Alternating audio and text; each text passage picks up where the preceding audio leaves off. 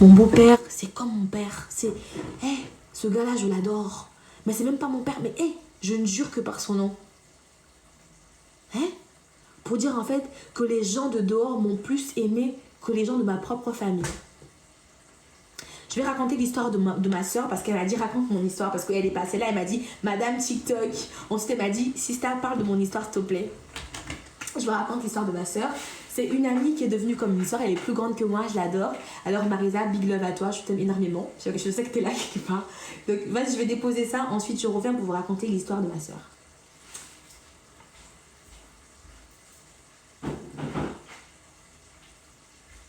Alors, ma soeur est née au Congo. Ma soeur est née au Congo. Non, elle est née au Congo, tout ça. Elle est née au Congo.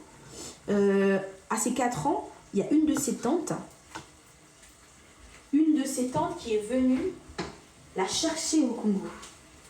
Alors, parce qu'elle n'avait pas encore d'enfant. Elle n'avait pas d'enfant. Qu'est-ce qu'elle fait? Elle vient chercher ma soeur au Congo. Elle avait 4 ans à l'époque. 4 ans. Alors, sa tante était la sœur de sa mère. Retenez bien, parce que je ne vais pas me répéter. Retenez bien, parce que c'est une histoire triste, mais c'est un témoignage en soi, parce qu'elle veut que je parle, parce qu'elle est quelqu'un de timide, tout ça. Elle n'oserait pas se mettre là, elle va pleurer, elle va vraiment pleurer, tout ça. Alors, on est venu la chercher à 4 ans. Elle est venue ici en France. Alors, laissez-moi vous dire, nous les Africains, alors pour beaucoup le savent très bien, vous pensez que quand on arrive ici, vous devenez un peu des dieux. Moi, j'ai vécu ce cas avec une meilleure amie à moi. Elle m'a fait un truc. Ça, je parlerai pas de ça parce que je risque de casser mon téléphone, de me fâcher, de péter les plans. Mais moi, je dis Nzambe, yena Nzambe nae. Nzambe nae, aku.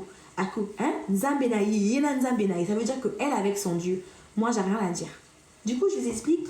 La daronne, elle emmène la fille de Trouy de 4 ans ici, en France. Elle élève la fille comme si c'était son enfant. C'est bien. Elle a sa première fille, elle a enfanté un enfant. Elle enfante un enfant. Son enfant est vu pour elle comme un deuxième enfant parce que pour elle, ma soeur était comme sa première fille. Vous voyez, ma soeur a eu 16 ans. Vous voyez, elle avait eu 15 ans, voilà, elle a eu 15 ans, tout ça. C'est une femme. Elle était mariée. Du coup, on a une tante qui arrivait du bled. Qui habitait avec eux. Alors ma tante là, elle arrivait du bled. Vous savez, l'éducation des enfants de la France et l'éducation des enfants du Congo sont très très différents. Faudrait savoir une chose, c'est que les enfants de la France sont beaucoup plus dégagés, rien à voir avec les enfants du Congo. Ça dépend aussi de l'éducation que vous donnez à vos enfants. Peu importe l'éducation, ils seront toujours plus dégagés que les enfants du Congo. Alors nous, on a grandi avec le respect des aînés, on a grandi avec des principes. Je dis pas que les enfants de la France n'ont pas de principes, hein. J'ai pas dit ça.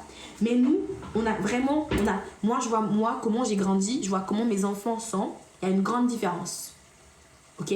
Moi, à partir de 8 ans, j'ai passé ma vie dans la cuisine pour savoir préparer.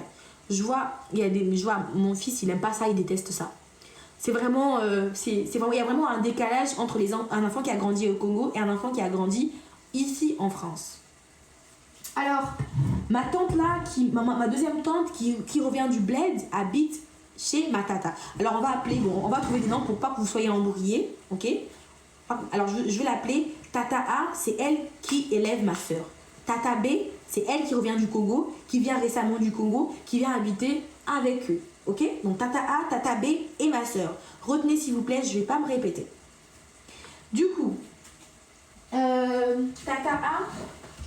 B arrive en France. Attendez. Alors. C'est bon. Tata B arrive en France. Elle voit ma soeur. Elle avait déjà 15 ans. C'était une femme.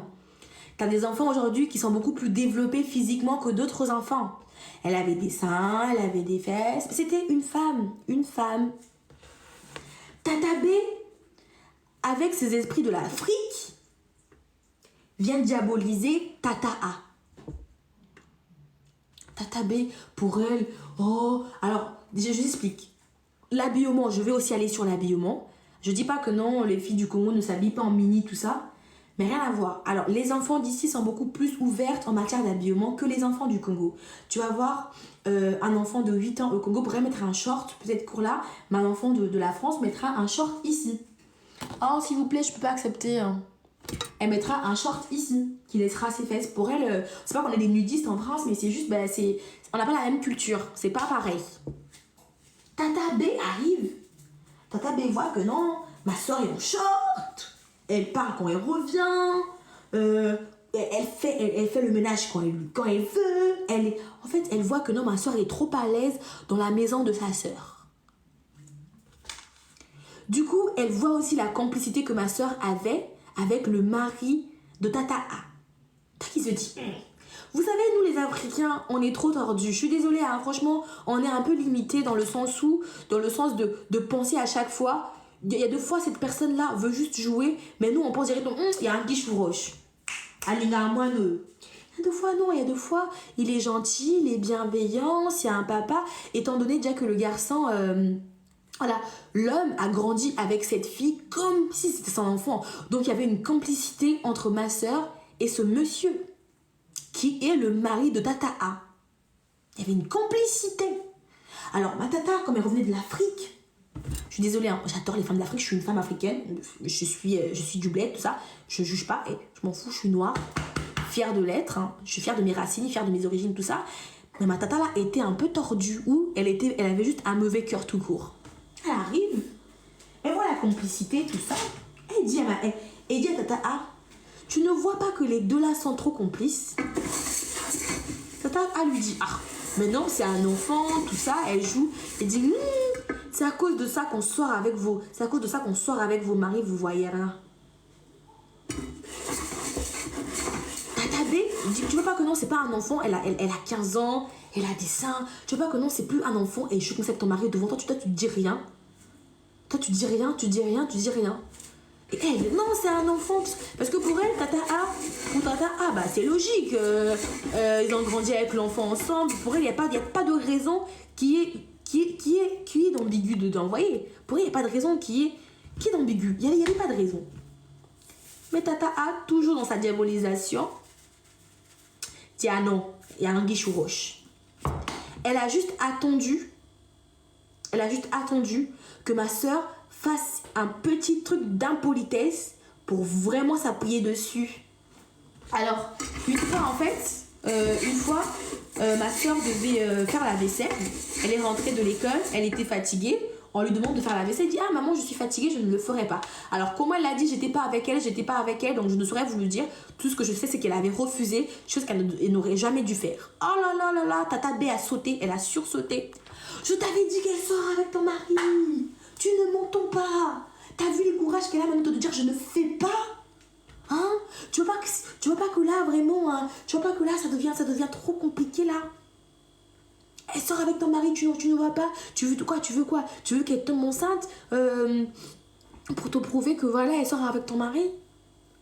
Tata B choquée. Elle a l'enfant de sa soeur qui est là. Elle a aussi peur de perdre son mari. Donc du coup, elle était bloquée entre les deux. Ah, mon âge, quel âge j'ai 23 ans. J'ai 23 ans. Donc voilà, Tata A était bloquée. Elle savait pas quoi faire. Du coup, Tata B, elle pensait que la France, c'était le ciel. Il y a beaucoup de gens qui pensent vraiment que la France, c'est le ciel. Elle pensait que la France, c'était le ciel. Qu'est-ce qu'elle fait? Elle demande à Tata B, elle demande à Tata A de ramener la fille au Congo, de lui prendre tous ses papiers et de rentrer en France avec ses papiers. Ah, que Dieu bénisse ma sœur qui a eu l'opportunité et la chance de revenir ici. Et là, elle est en procédure, elle est en train de récupérer ses papiers. Que Dieu la bénisse énormément. Quand elle m'a expliqué cette histoire quand j'étais au Congo, j'ai pleuré énormément. Parce qu'en fait, En fait, j'ai pas pleuré parce qu'on l'a ramené en Afrique. Rien à voir, l'Afrique il est beau, l'Afrique est magnifique, tout ça. J'ai pleuré parce qu'en fait, on l'a accusée de quelque chose de vraiment grand, chose qu'elle avait jamais fait. En plus, elle était jeune. Elle avait que... voilà, elle n'avait que 15 ans. Voilà, chose que j'accepterais pas qu'on fasse à mon enfant, quoi. Vous voyez ce que je veux dire? Et bah, elle rentre en Afrique. Sa mère lui achète des pagnes. La mère de ma soeur achète des pagnes à ma soeur pour que ma soeur ait des vêtements traditionnels quand elle rentrera en France. Alors, quand la famille de... Voilà, quand Tata A et Tata B veulent retourner en France, ils disent à la maman de ma soeur que, bah, écoutez, votre fille va rester ici. Un peu, ça sera comme une punition. Comme elle est devenue un peu impolie, elle va rester un peu en Afrique. Ça va un peu la changer parce qu'elle veut plus faire la vaisselle. Elle veut plus faire ci, elle veut plus faire ça. Elle est devenue un peu impolie. Elle reste un peu en Afrique. Ça va un peu la changer. Ça va l'éduquer.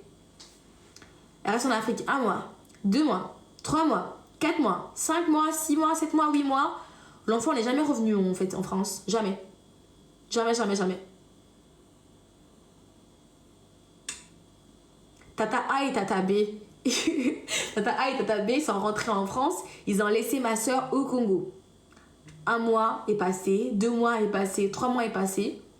En plus, le comble, c'est qu'avant de partir, ils ont pris la peine de prendre tous ses papiers. Quand je dis tous ses papiers, mais vraiment tous ses papiers. Comme ça, elle n'a pas l'opportunité de rentrer ici en France. Ils ont même enlevé les étalons qu'il y a sur les valisettes pour pas que la fille elle rentre.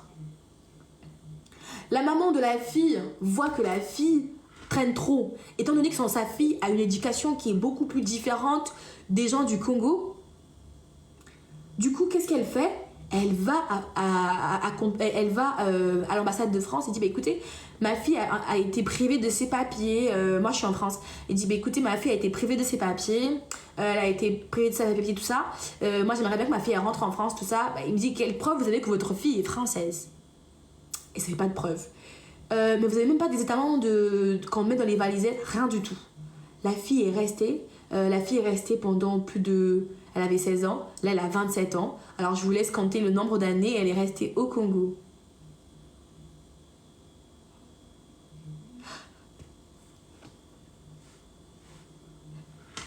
Bon, j'arrête. Oh là là, comment ça, Adri. Bon... Mais pourquoi tu m'envoies des... Marisa, pourquoi tu m'envoies des trucs là? Qu'est-ce que tu fais sur les réseaux? Va travailler, laisse-moi raconter mon histoire. Oh. Va travailler, laisse-moi raconter mon histoire. J'ai ma soeur qui est passée là. Bref, je vais continuer. Du coup, la fille, elle est restée longtemps au Congo. Longtemps au Congo. Alors là, elle a maintenant, voilà, comme je vous ai dit, elle a 27 ans maintenant. Je vous laisse deviner quel âge elle a maintenant. Ah, du coup, Nzambala la Kate, comme je vous dis, Dieu ne dort pas. Dieu ne dort pas. Quand vous pensez que tout est impossible, sur les réseaux, il y a tout le monde de Marisa, va travailler.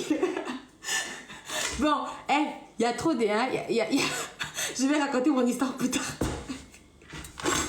Qu'est-ce que tu fais ici, Marisa? Va travailler, je vais raconter mon histoire tranquille. Et je parle pas de toi, meuf, je parle de quelqu'un d'autre, c'est pas grave. Vas-y. Tu es en train de que je suis mon histoire. Oh, laisse-moi finir. Oh. Du coup, bah, je crois que je vais devoir arrêter parce que la propriétaire de l'histoire est là, hein, bien présente. En plus, elle a compris que je parlais d'elle. Elle veut pas que je continue. Elle veut pas que je continue son histoire. Non. Bon.